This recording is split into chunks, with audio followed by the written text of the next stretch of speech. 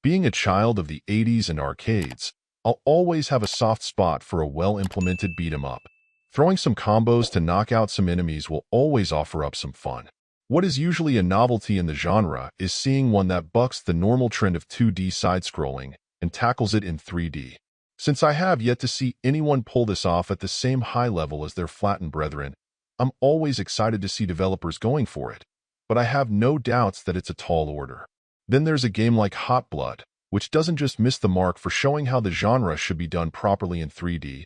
It really doesn't look like it's even trying that hard in the first place.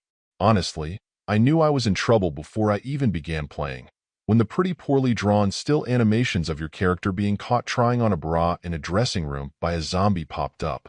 Unfortunately, in some regards, the overall experience could have likely been more entertaining if it had stuck to that mode of entertainment.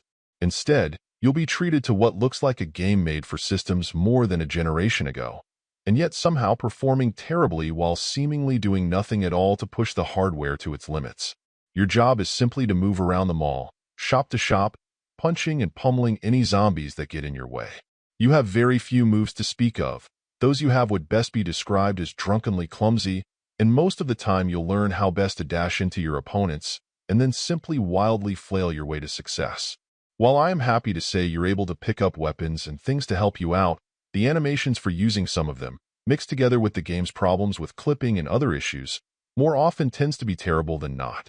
Aside from looking for the next skimpy or oddball outfit to tart up the game's hero up in, there's also very little in the way of ongoing motivation to keep gritting your teeth and moving on. It feels like the game's best moments are typically unintentionally funny or absurd ones, and I do understand that for some people that's a good time. If that happens to be your mentality, this may be a wonderful match. If you happen to put some value in your time and money, though, this is an excellent candidate to throw on the skip pile. Overall, my final score for the game ended up being a 5.6. And if you're interested in picking it up, it's currently available on the Switch eShop for $9.99. Thank you for taking the time to listen to this review.